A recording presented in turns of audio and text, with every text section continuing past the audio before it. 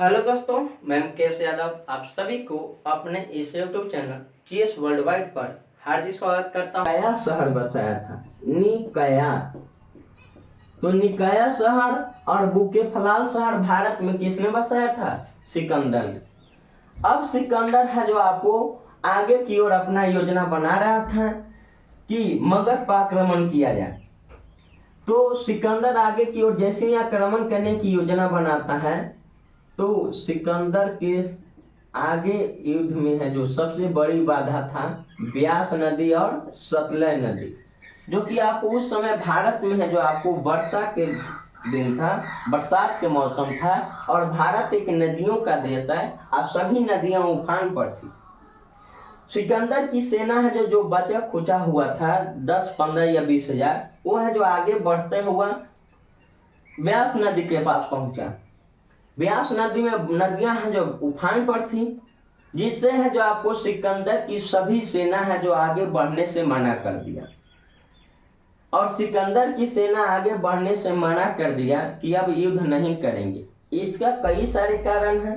पहला कारण हम लोग देखते हैं, सिकंदर की सेना है जो आपको ब्यास नदी से वापस होने का मुख्य कारण, ब्यास नदी से सिकंदर की सेना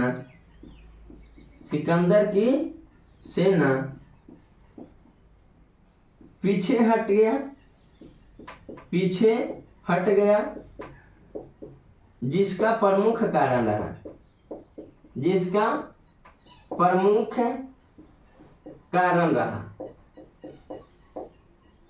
तो पहला कारण क्या था?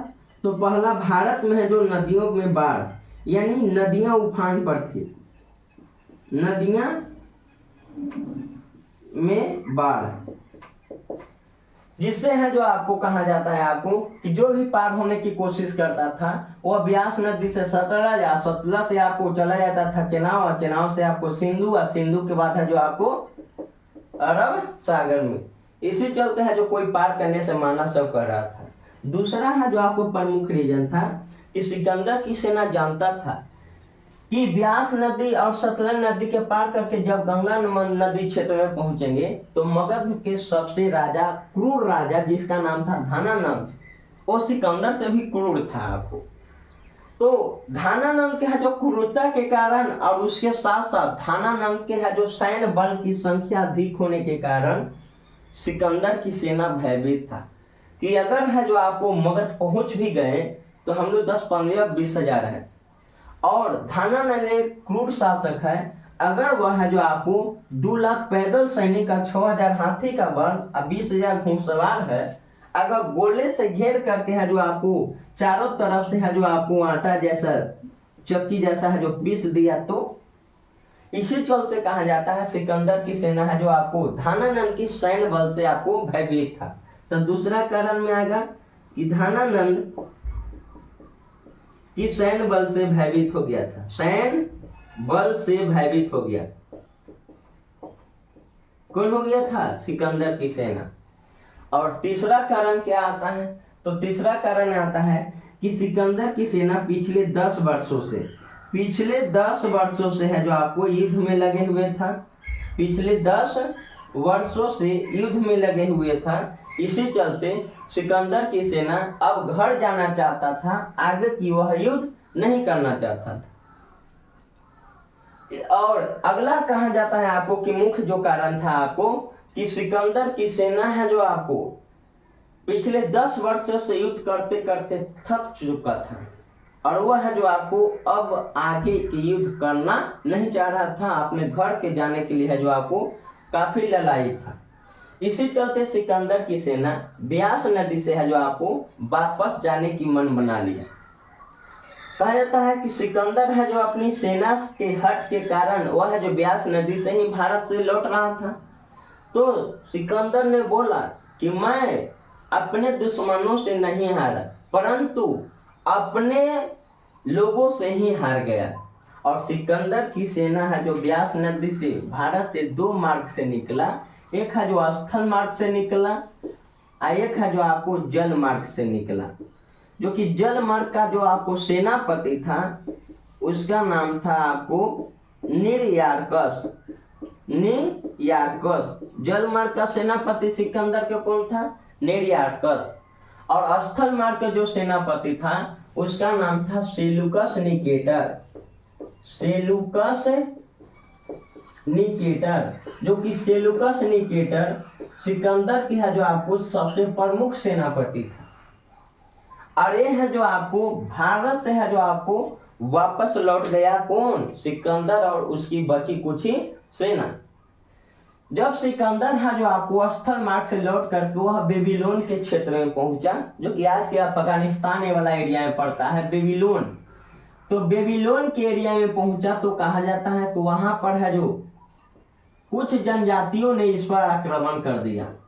और आक्रमण जब कर दिया आपको तो सिकंदर है जो उस युद्ध में घायल हो जाता है। और घायल होने के कारण सिकंदर है जो 323 बीसी में बेबीलोन नामक स्थान पर इसकी आकस्मिक मृत्यु हो गया। तो सिकंदर की है जो मृत्यु हो गया कहाँ पर? बेबीलोन नामक स्थान पर। कब? 323 बीसी में।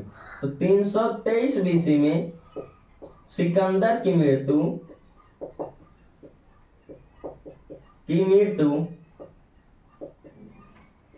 बेबीलोन नामक स्थान पर हो गया। बेबीलोन नामक स्थान पर हो गया।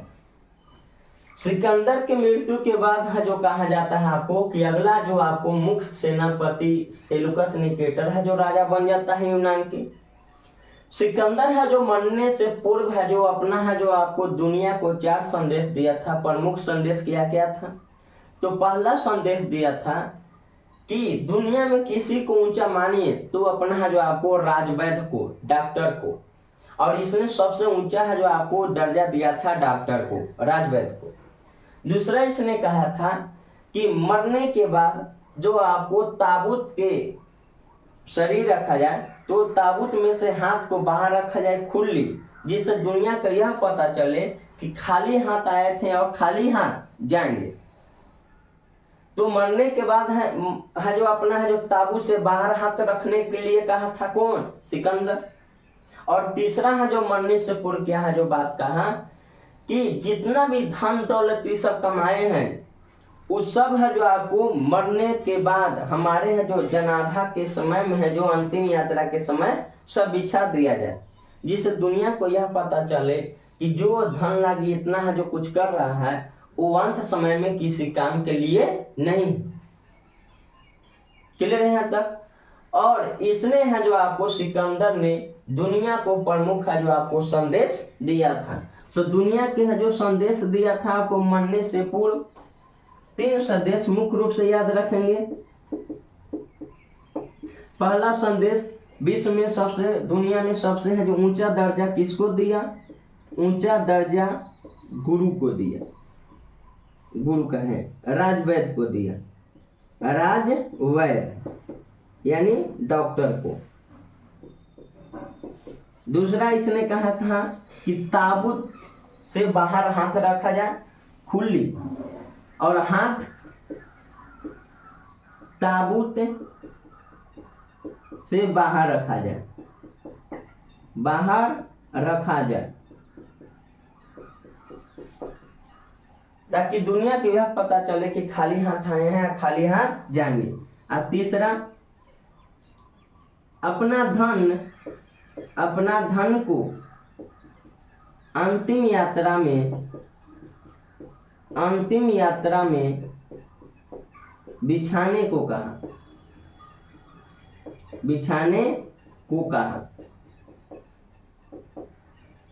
तो ये 3 महत्वपूर्ण संदेश है जो आपको दुनिया वाले को मरने से पूर्व सिकंदर ने दिया था। तो ये था आपको सिकंदर की कहानी। और इसमें हम जो इसी आपको पार्ट में पढ़ना है कि सिकंदर के भारत में आक्रमण करने से प्रमुख योगदान क्या क्या रहा। तो सिकंदर के आक्रमण से भारत में प्रमुख योगदान पढ़ेंगे। योगदान तो सबसे पहला कहा जाता है आपको कि सिकंदर के आक्रमण से है जो आपको योगदान क्या मिला। तो भारत और यूनान के बीच 4 स्थलीय स्थलीय एवं 4 जलीय सीमा, जलीय मार्ग, जलीय मार्ग की खोज हुआ।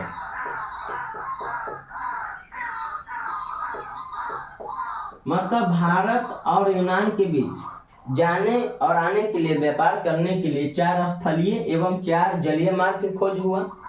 दूसरा योगदान में मिलता है कि भारतीय इतिहास को क्रमबद्ध सजाने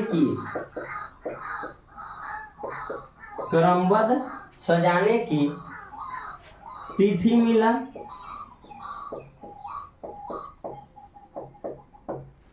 क्लियर है यहाँ तक। और तीसरा प्रमुख योगदान मिलता है आपको कि भारत और यूनान के बीच व्यापारिक संबंध स्थापित हुए। भारत एवं यूनान के बीच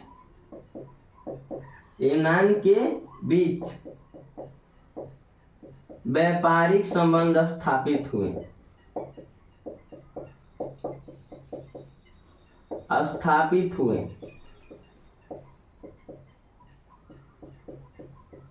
और अगला योगदान में मिलता है आपको कि सिकंदर के आक्रमण से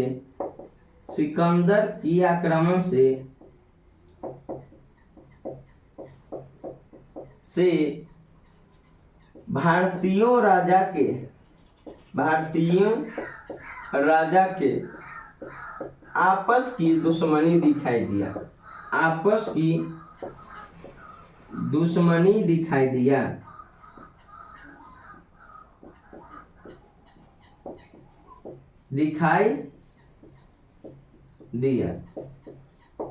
तो ये प्रमुख योगदान रखिएगा आपको याद कि भारत में है जो सिकंदर के आक्रमण के बाद है जो आपको क्या हाल था। तो सिकंदर के आक्रमण से जो प्रमुख योगदान मिला। अब है जो आगे चल करके कहा जाता है कि सिकंदर के साथ कौन कौन इतिहासकार भारत में आया था और सिकंदर के अंतिम यात्रा, विजय यात्रा कौन रहा था भारत में। तो सिकंदर की भारत में अंतिम विजय यात्रा था। अंतिम विजय यात्रा, उस विजय यात्रा का नाम था पाटल का युद्ध। और पाटल का है जो विजय सिकंदर के जीवन के अंतिम विजय रहा। उसके बाद सिकंदर के साथ आने वाले इतिहासकार कौन कौन था। तो सिकंदर के साथ आने वाला 3 प्रमुख इतिहासकार था। पहला था अरिस्टोब्यूलस। दूसरा इतिहासकार के नाम है आपको ओनोसेक्रिटस।